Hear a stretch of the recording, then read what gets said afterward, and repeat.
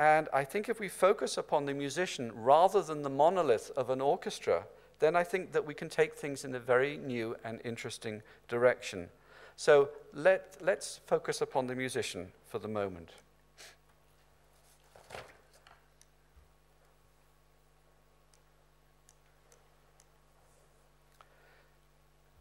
Musicians are amazing. They are extraordinary. They are magical. They have astonishing skills. They are idealistic, and they are passionate, and they can make a huge contribution. But an orchestra is not necessarily a place where that can happen. It's recreative rather than creative. So why don't we just trust musicians? Why don't we empower them? Why don't we delve into their creativity and allow them to really create relations in their communities using the umbrella of an orchestra? And then let's look at new performance vehicles. Let's look at that, at those modes, and let's see how those can be changed as well in a very inventive way. And that can involve teaching, and it can involve recreating some of the El Sistema ideas. And we can also take a look at repertoire and how repertoire can be done.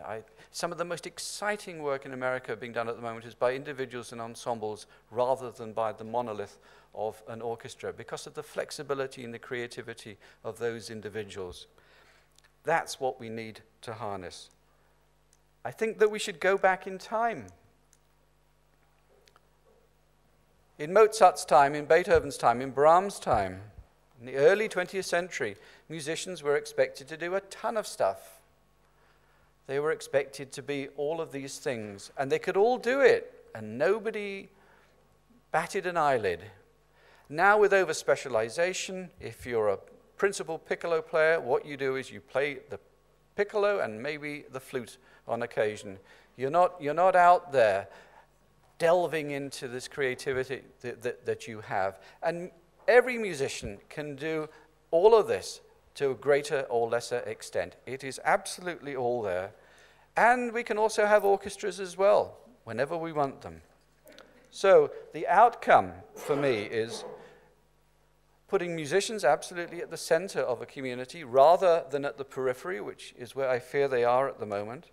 Allowing the orchestra organization to be an umbrella for that creativity to happen. Actually, I don't like this one anymore. I think that Ben Cameron defined it much better this morning when he talked about social interaction. So I want to change that into defining it as social interaction organizations rather than education, because education needs to be very broadly defined within that.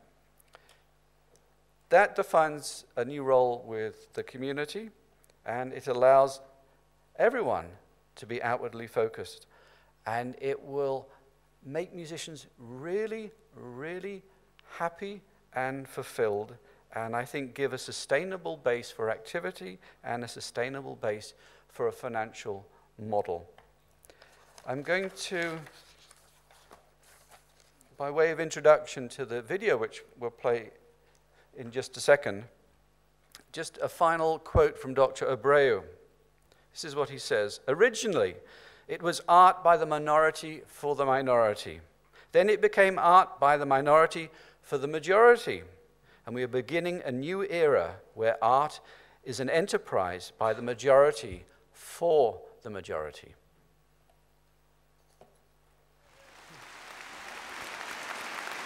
We're going live to Caracas to hear Maestro Abreu's TED Prize wish. I wish that you help to create and document a special training program for 50 gifted young musicians passionate about their art and social justice and dedicated to bringing El Sistema to the United States and other countries.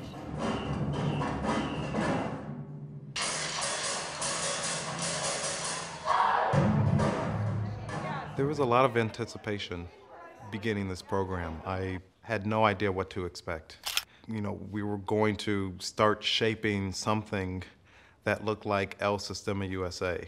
I'd seen the Teresa Carreño Orchestra. Someone sent me a link on YouTube. That was the first time I'd ever seen this orchestra or even heard of Gustavo Dudamel.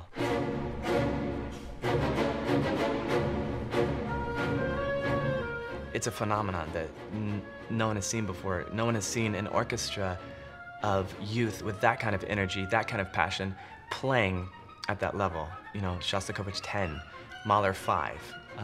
Kids don't normally play that.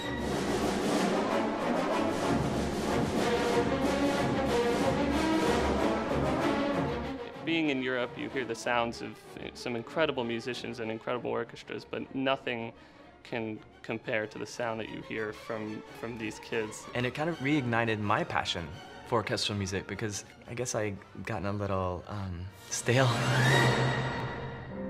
There's a level of passion that they bring to their playing. Maybe it's that they're young, I don't know. Maybe it's, I don't know what it is, but I just know that that's sort of what you guys want to discover this year, is why is it that they're bringing so much passion to their playing and why are we not? Es un programa de rescate social, de transformación cultural profunda para toda la sociedad venezolana. It's changing the country, it's changing their culture, it's changing the way young people make decisions. I mean, just imagine if instead of the army and military action, that instead it is a music program and you can decide to enter this music program and your life has changed. What I've been doing in Juneau is trying to approach teaching as an artist and using music as one of those ways to reach kids. Desde que el niño asume un instrumento con un maestro, ya no es un niño pobre, es un niño en ascenso hacia un nivel profesional de acción que lo convierte en un ciudadano pleno. It's very fascinating to me how this movement started to change the way cultural policy is starting to mix with social policy. I think the idea of really bringing classical music off of its kind of elitist throne that it tends to kind of stay in and really making it more accessible. For me, this program attracts a whole new demographic to the symphony orchestra world, to the classical music world. How can I not give other people a chance to experience what music has done for me? Right? How can I not? It literally just like, kept me in line. All the fellows have varied backgrounds and varied talents and different things that we all bring to the table, and I think our strengths fill in each other's weaknesses. Right now, it is only a theory. We have theories about what El Sistema is going to do. The practice is what's going to be important. And when you look at what's happening in those Venezuelan classrooms, the whole energy is way above what we expect in a rehearsal room in the US. It's often expressed that it's going to be really difficult to create El Sistema centers in the United States. Yet Dr. Abreu says, you have so much here. It should be so easy. And when you think of how little there is in Venezuela, we have no reason to believe that we can't do it.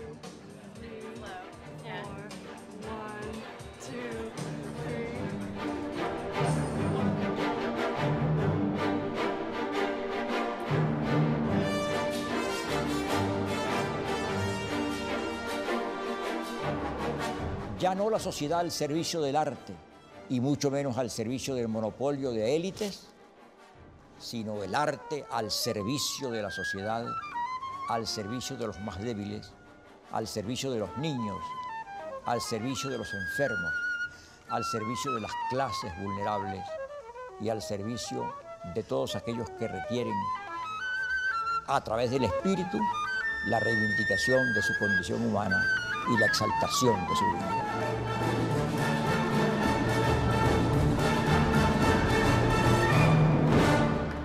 Honestly, I'm scared a little bit, just a little bit to, know of, the type of impact that we can have.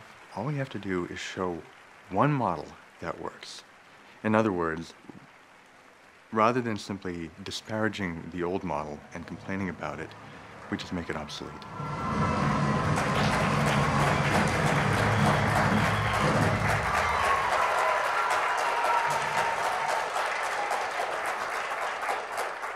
Thank you. If you want more information at all, I brought at enormous expense these wonderfully produced materials for you, and I've left them just outside the door here. Do take them, otherwise I have to put them in my bag and take them back to America, and I don't want to do that.